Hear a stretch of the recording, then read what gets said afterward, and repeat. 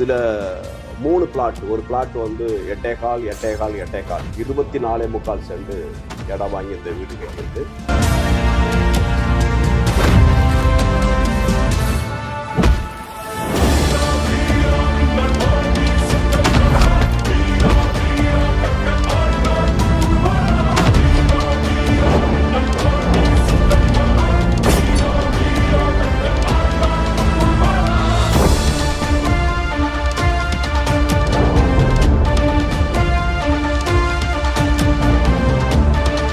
கிட்டத்தட்ட 10,000 square feet எல்லாம் சேர்ந்து மொத்தத்துக்கு ஃபில்டிங் மட்டும் 10,000 ஸ்கொயர் ஃபீட்டில் ஃபில்டிங் மட்டும் இருக்கு.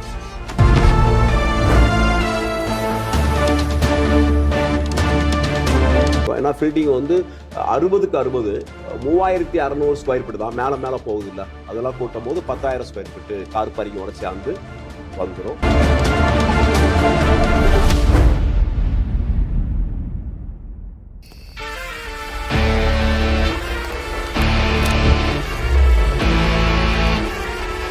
மை லைஃப் ஸ்டைல் மார்க்கெட்டிங் கண்டிப்பாக உழைக்கிறவங்கள கைவிடாது அப்படிங்கிறதுக்கு நம்மளே முன் உதாரணம்.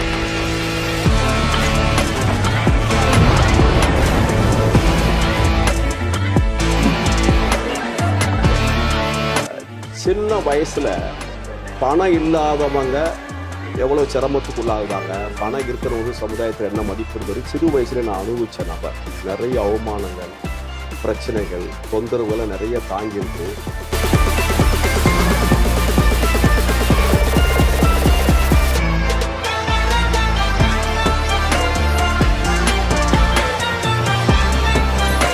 என்னுடைய சின்ன வயசுல பட்ட அந்த அவமானங்களுக்கு ஒரு தீர்வு சொல்லணும்னா கண்டிப்பா நம்ம ட்ரெடிஷனல் பிசினஸ்ல பண்ண முடியாது. ஒரு டைரக்ட் செல்லிங் இண்டஸ்ட்ரியில மட்டும்தான் முடியுங்கிற விஷயம் எனக்கு தெரிஞ்சனால இந்த பிசினஸ் எடுத்தேன்.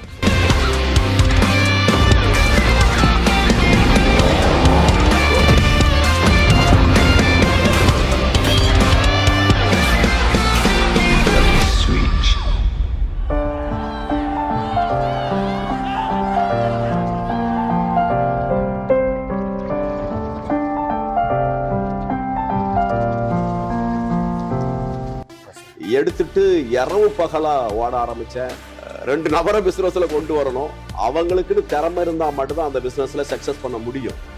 அந்த காலகட்டத்தில் பிசினஸ் எடுத்து அந்த வழி நிறைய உள்ள வழி இருக்குன்றதான் பண்ண. அப்ப அந்த வழிக்கெல்லாம் சரியா உள்ள மருந்து வேணும் அப்படின்னா யாரும் வாழாத வாழ்க்கை நம்ம வாழ்ந்து காமிக்கணும் நம்ம மக்கள் முன்னால.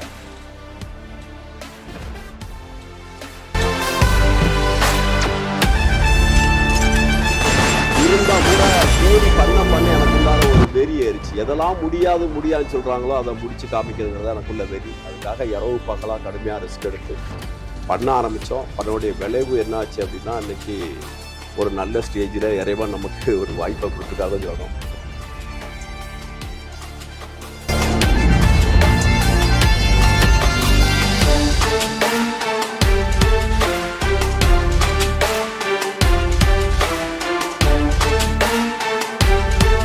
நான் பிசினஸ் எடுத்துக்கிறேன். ஒரு வீடு கட்டுனா அந்த ஏரியாவில் போகக்கூடிய நபர்கள் மேலே அண்ணாந்து பார்த்துட்டு போகணும். அது யாரு வீடுனா இவர் மை லைஃப் ஸ்டைல் மார்க்கெட்டுடைய டிஸ்ட்ரிபியூட்டர் வீடுன்னு சொல்லணும் அப்படின்னு ஆரம்பத்திலேருந்து நான் எந்த நேரத்தில் பேசியிருக்கேன். ஒரு எஸ்டிசி ஸ்டேஜில் நான் பேச ஆரம்பிச்சிருக்கேன். நீங்களும் பேசுங்கன்னு சொல்றேன். நீங்க பேசாத எந்த ஒரு விஷயமும் நம்ம வாழ்க்கையில நடக்காது. பேசுங்க. பேசுனா மட்டும்தான் உங்க தூக்கம் போகும். உங்க தூக்கம் போனா மட்டும்தான் புது சிந்தனைகள் வரும். புது சிந்தனைகள் வந்தா தான் புது செயல்பாடுகள் வரும். அந்த செயல்பாடுகள் தான் உங்களை அடுத்த லெவல் கொண்டு போகும்.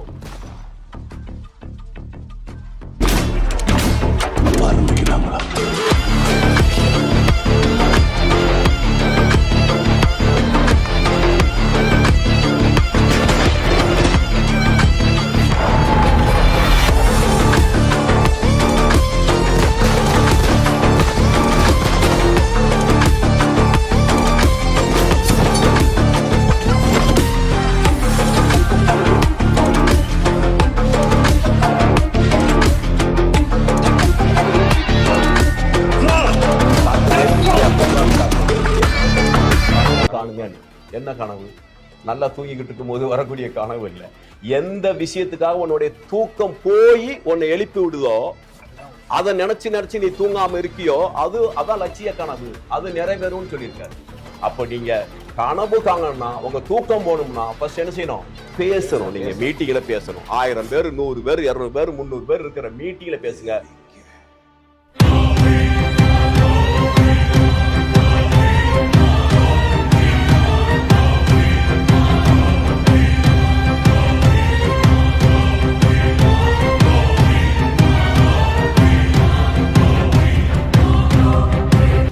வேற பிஸ்னஸ் விட்டு நான் இந்த பிஸ்னஸ் எடுக்க ஒரே ஒரு காரணம் தான்.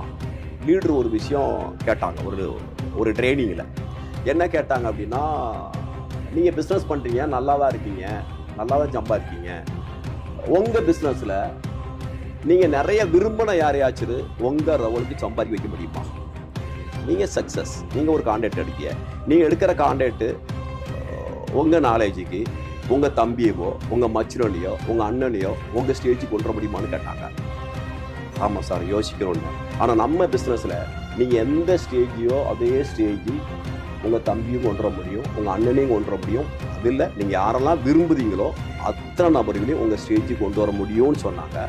அது எனக்கு ரொம்ப பிடிச்சிருந்தது.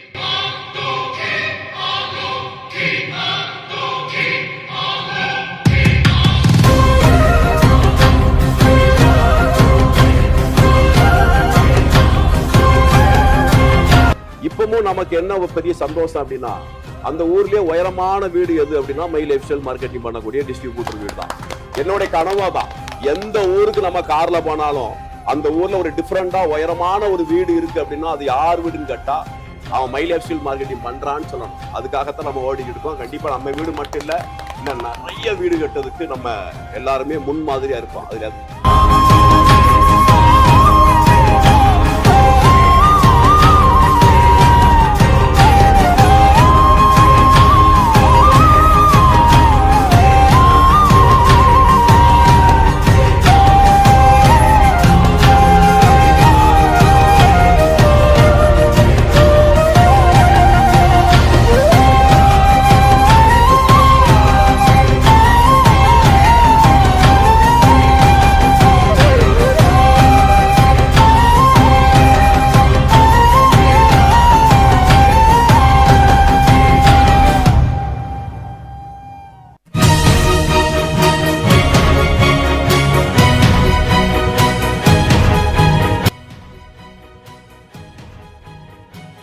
ஆரம்பத்துல நிறைய பிரச்சனைகள் இடையூறுகள் எல்லாம் வரத்தான் செய்யும்.